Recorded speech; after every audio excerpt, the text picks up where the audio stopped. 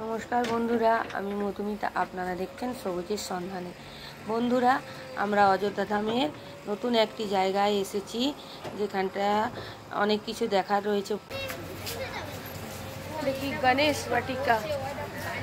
বন্ধুরা, আমরা চলে এসেছি গণেশ বাটিকা নামক একটি স্থানে, যেখানে নানা ধরনের পাথর রাখা হয়েছে, যেটা ওই পুরাণের যুগে রাজস্থান से आई तीन শিলায় রাজস্থান থেকে এসেছে 3 ধরনের শিলা, যা রামায়ণের যুগে পাওয়া যেত। সেই শিলাগুলিকে এখানে সংরক্ষণ করে রাখা হয়েছে। বন্ধুরা,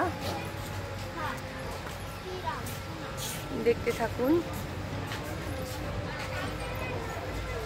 শিবলিঙ্গ মূর্তি রয়েছে। বন্ধুরা, এটাকে কি বলে সাধারণত? ডমরু বলতে বলে মনে হয়। ভগবান শ্রী রামচন্দ্রের প্রতিকৃতি রয়েছে। আমরা শ্রীরাম ভগবানের চরণ, সীতা মাইয়ার চরণ স্পর্শ করছি, এবং লক্ষ্মণজির চরণ স্পর্শ করছি, হনুমানজির চরণ স্পর্শ করছি, এবং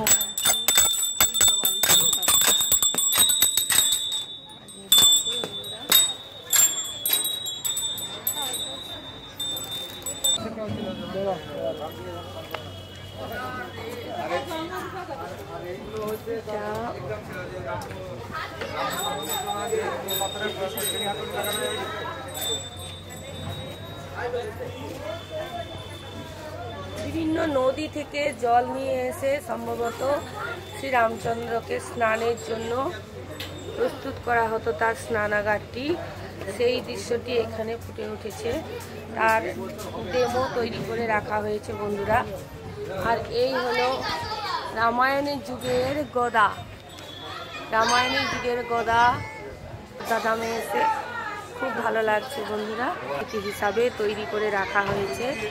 রামায়ণের যুগের সমস্ত কিছু এই অযোধ্যা ধামে প্রতিকৃতি হিসাবে রাখা হয়েছে। এই পুণ্যভূমিতে যা যা ব্যবহার হতো তৎকালীন সময় সব কিছু আমরা দর্শন করতেছি। খুব ভালো লাগছে। বন্ধুরা, দেখতে থাকুন। এরপরে আরও অনেক কিছু আপনাদের সামনে তুলে ধরছি। শিব ভগবান জি কা মন্দির হ্যাঁ। বন্ধুরা, ভিতরে ক্যামেরা এলাও আছে কিনা জানি না। এটি শ্রী সোমনাথ স্বামী মন্দির। নন্দীজি সামনে রয়েছেন। মন্দিরটি কারুকার্য এবং বেশ সুন্দর।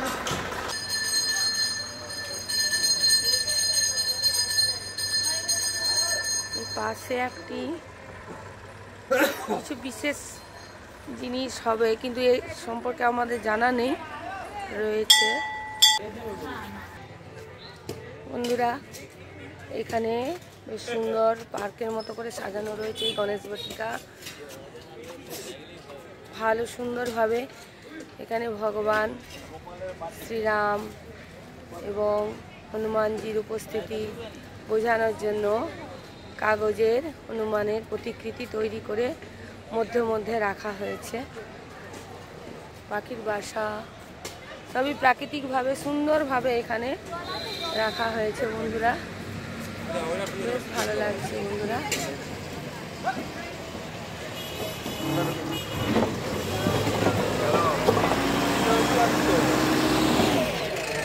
বন্ধুরা, দেখতে দেখতে আমরা অনেকটা পথ পেরিয়ে চলে এসেছি অযোধ্যা মন্দিরের মূল গেটের সামনে।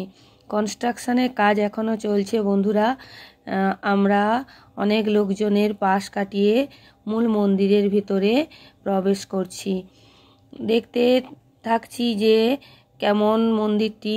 দেখলাম ধারে বেশ সুন্দর কারুকার্য করা, বেশ সুন্দর সুন্দর থাম, যেগুলো কলাম বলা হয়, সেগুলি দেখতে পাচ্ছি। বেশ ভালো লাগছে। বাইরেটা বেশ সুন্দর। আশা করছি ভেতরেটা অনেকটাই সুন্দর দেখতে পাবো। বন্ধুরা, আমাদেরকে শুরুতে আমাদের গ্রুপের সবাই দাঁড়িয়ে যেতে বলল, কারণ কিছু কিছু নিয়ম কানুন আছে, সেগুলি মেনে চলতে হবে। এরপর বন্ধুরা, আমরা গেটের রাস্তা ধরে চলছি। ধার দিয়ে যে প্রাচীরটি করা হয়েছে সেটিতে দেখা যাচ্ছে বন্ধুরা কত সুন্দর মূর্তি ইত্যাদি খচিত নকশা করা হয়ে আছে। এইগুলি বেশ দেখতে সুন্দর লাগছে। আমরা সেগুলি দেখতে দেখতে এগিয়ে চলেছি।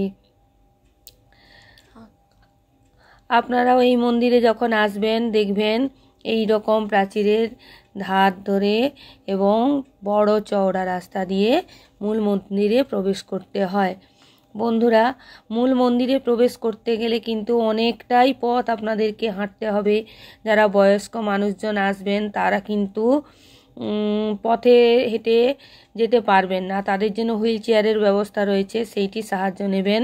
আর যারা হাঁটতে পারবেন তারা কিন্তু এইভাবে লাইন বাই লাইন কিন্তু বন্ধুরা এই গ্রিলের যে ব্যারিকেড করা রয়েছে তার ভিতর দিয়ে শৃঙ্খলাবদ্ধভাবে মন্দিরে ধীরে ধীরে প্রবেশ করতে হবে। বাইরে বেরিয়ে এসে দেখলাম অযোধ্যার যে গাছপালা যেরকমভাবে পুনরায় ছিল সেই সবগুলি এখানে দেখানোর ব্যবস্থা হয়েছে। আমরা বাইরে বেরিয়ে বন্ধুরা আমরা এই অযোধ্যা মন্দিরে ভগবান শ্রী রামচন্দ্রের যে ভোগ প্রসাদ সেই ভোগ প্রসাদ আমরা গ্রহণ করেছি। সম্পূর্ণ বিনামূল্যে এই প্রসাদ পাওয়া যায় টিকিটের মাধ্যমে। আমরা সেই প্রসাদ খেয়েছি এবং আশপাশটা একটু ভালো করে ঘুরে দেখেছি এবং সেখানকার দোকানপাট এবং আরও কী সব যা রয়েছে সেগুলি আমরা দর্শন করে সেখানকার মজা নিয়ে আমরা বেশ আনন্দ করতে করতে অযোধ্যা মন্দিরের যে মনের আশা, সেই আশার যে মনে যে বাসনা ছিল সেই বাসনা সম্পূর্ণরূপে আমরা ফুলফিল করে আমরা এখান থেকে বেরিয়ে এসেছি। বন্ধুরা, অযোধ্যা মন্দিরের ভিডিও কেমন লাগলো জানাবেন। যদি ভালো লাগে থাকে তাহলে চ্যানেলটিকে সাবস্ক্রাইব করবেন, লাইক করবেন, শেয়ার করবেন। দেখা হচ্ছে নেক্সট ভিডিওতে।